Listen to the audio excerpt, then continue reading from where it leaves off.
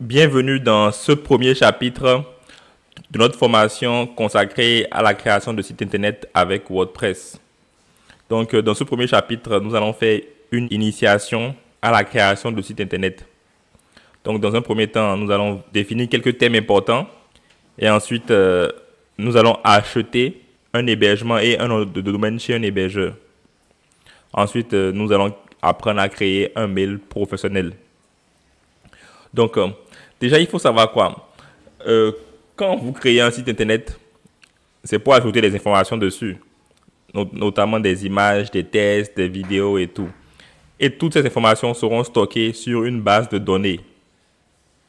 OK? Et cette base de données-là, c'est un espace. C'est un espace de stockage. Et vous devez acheter cet espace de stockage-là. OK? Et pour acheter cet espace de stockage-là, on passe généralement par des hébergeurs. Donc, les hébergeurs, c'est qui en réalité? Les hébergeurs, ce sont des entreprises, ok, de grandes entreprises, qui possèdent de gros serveurs. Des gros serveurs qui ont des capacités de stockage énormes. Ok? Et ces capacités de stockage-là, ils les vendent à leurs clients, tout simplement. Donc, c'est un peu comme un propriétaire d'immeuble où il y a plusieurs appartements. Il peut louer un appartement à un de ses clients. Et une fois que le client a payé le loyer, il remplit toutes les conditions, il a accès à son appartement et il en fait ce qu'il veut. Donc c'est pareil avec les hébergeurs.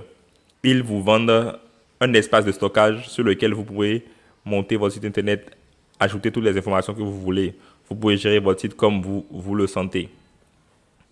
Donc l'hébergement, c'est cet espace de stockage que vous achetez chez l'hébergeur. Ok. Maintenant, le nom de domaine, c'est quoi? Quand vous avez votre site internet, pour le retrouver, les internautes ont besoin de passer par une adresse. Et cette adresse-là, c'est ça qui est le nom de domaine. Bon, par exemple, moi, mon entreprise, c'est Nick Digital. OK? Donc, mon nom de domaine, c'est nickdigital.com. Tout simplement, nickdigital.com. Le .com, c'est l'extension. Vous pouvez avoir, j'aurais pu acheter nickdigital.bj, ok, nickdigital.bj ou bien nickdigital.fr si je veux cibler uniquement la France. Bon, si je veux cibler surtout la France, je peux mettre nickdigital.fr. Comme j'aurais pu choisir aussi nickdigital.it si c'est que j'étais basé en Italie et que je cible surtout le public italien.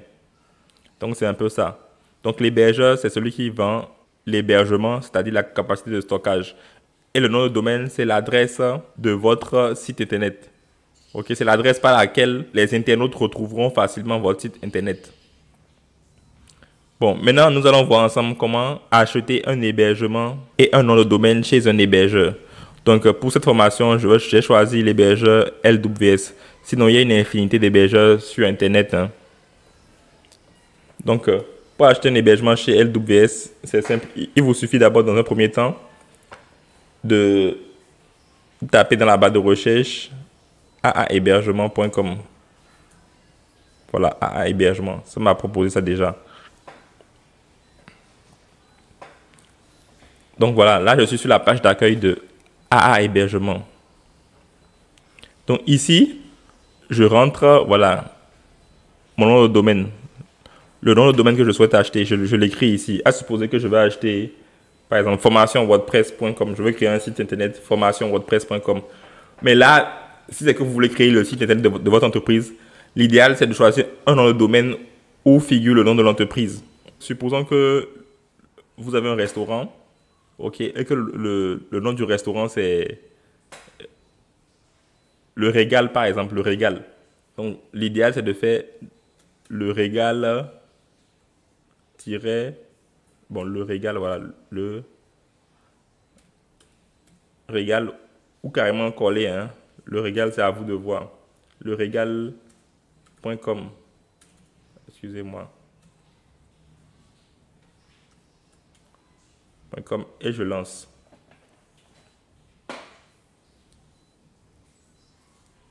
Très bien. Donc là, ça me dit quoi? Le Régal.com est non disponible. Donc ce nom de domaine a déjà été acheté par quelqu'un. On me dit qu'il y a le Régal.net qui est disponible, le Régal.site qui n'est pas disponible non plus. Donc, c'est pas la peine. OK, donc nous, on va chercher un autre nom de domaine. À supposer que mon restaurant, c'est toujours le Régal. Là, je peux ajouter le Régal-restaurant.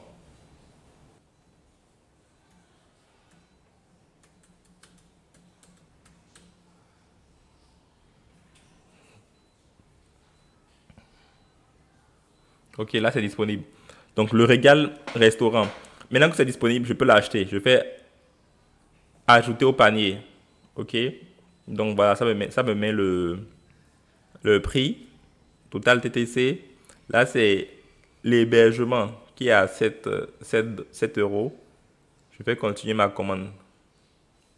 Maintenant, on me dit de choisir une formule d'hébergement. Donc, là, il y a hébergement 2 Go, hébergement cPanel M, hébergement cPanel L, hébergement cPanel XL. Moi, je recommande le cPanel M. Voilà, parce que c'est une très bonne option et c'est moins cher. Donc, voilà. Ça a ajouté le total. Donc, actuellement, c'est à un peu moins de 12 euros. Je fais continuer ma commande. OK. Une fois que je fais continuer ma commande, voilà, domaine basique inclus, oui. Je ne touche à rien et je clique sur continuer ma commande. Voilà, ça c'est mon tableau de bord, un récapitulatif. On dit création de leregalrestaurant.com. Donc là, ils me disent que l'hébergement en question coûte 11,40 euros, mais que le nom de domaine est gratuit. Donc il faut savoir qu'avec cet hébergeur-là, la première année, il vous offre le nom de domaine gratuitement. OK? Donc c'est pour ça que ça revient moins cher. Donc je fais continuer ma commande. Maintenant, si vous êtes déjà client à hébergement, si vous n'êtes pas client, vous dites non. OK? Et vous remplissez toutes les informations de votre compte. Un particulier, oui. Prénom. Dati, prénom, je mets Nick. Adresse Cotonou. Pour adresse postale, je mets 00229.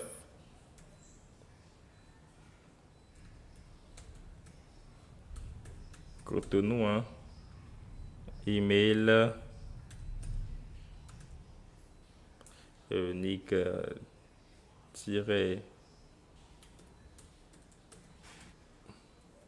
arrobase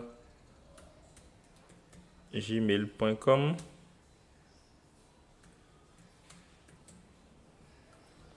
Pays Bénin, numéro de téléphone. Voilà, je mets mon numéro de téléphone. Hein. 6 53 55 29. Ok, donc c'est comme ça que je crée mon compte. Je fais s'inscrire pour payer. Donc, on me dit de relier attentivement les coordonnées, de confirmer. Voilà, je fais confirmer. Et il va m'envoyer dans mon mail toutes les informations de mon compte. Voilà, maintenant ici, je choisis un mode de paiement. Si ce n'est pas Visa, je clique sur carte Visa. Ensuite, je mets le numéro de ma carte, la date d'expiration, le cryptogramme à trois chiffres là. Et je fais payer. Et c'est bon. Donc, une fois que j'ai payé, dans la minute qui suit, ils m'enverront un mail pour me donner toutes les informations concernant mon tableau de bord, mon nom de domaine et l'hébergement que j'ai acheté et tout. Donc là, moi, j'ai déjà acheté un domaine, donc je vais pas simuler l'achat là. Donc voilà, ils m'ont envoyé le mail pour me communiquer les identifiants de mon cPanel. Donc voilà, ils ont dit vos identifiants de votre panel de gestion. Donc voilà, ils m'ont envoyé le lien de connexion et les identifiants. Donc je clique sur le lien de connexion. Et là, ça me redirige ici. Donc je clique sur espace client. OK. Là, je mets l'identifiant et le mot de passe. Je ne suis pas un robot. Et connexion. OK. Donc me voici sur mon tableau de bord. LWS.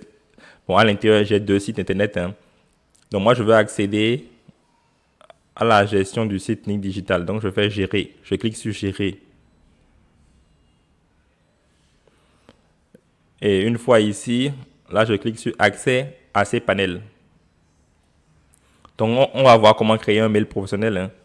Donc, vous voyez ici, ça me dit create an email account. Donc, c'est ici que je clique pour créer mon mail professionnel. Donc, la procédure est pareille chez tous les hébergeurs, hein. C'est à peu près la même chose. Quand tu viens au cPanel, tu cherches la partie où on te demande de créer un mail professionnel. Donc, tu suis la procédure. Tu cliques là. Et voilà, tu mets le nom d'utilisateur. Ce sera le nom d'utilisateur arrobase plus le nom de domaine. Donc, comme mon nom de domaine, c'est nickdigital.com, là, maintenant, je peux mettre contact arrobase nickdigital.com ou bien support. Là, je fais support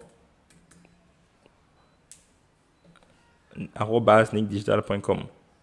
Là, je mets un mot de passe, par exemple. Je peux mettre un mot de passe. Bon, j'ai inventé un mot de passe, hein.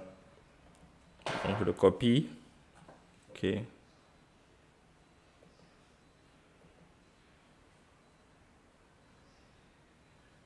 OK, ça a été créé avec succès.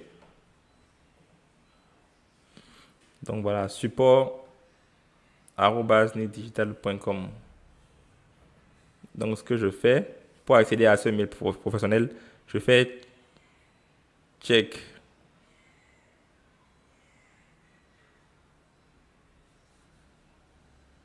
OK. Ouvrir. Open. Run Cube. OK, donc là, voilà. Là, j'ai accès à mon mail professionnel. Et pour se connecter, c'est simple, hein. Je fais déconnexion. Je mets support @nickdigital.com et le mot de passe. Simple. C'est aussi simple que ça. Pour se connecter à chaque fois, c'est comme ça. Donc, c'est tout, hein. On a commandé plutôt un nom de domaine et un hébergement chez un hébergeur. OK. Et ensuite, on a vu comment créer le mail professionnel à l'intérieur du cPanel. Dans le deuxième chapitre, on va voir comment installer WordPress sur son site internet et comment commencer par monter le site internet proprement dit. Merci pour votre attention et au prochain chapitre.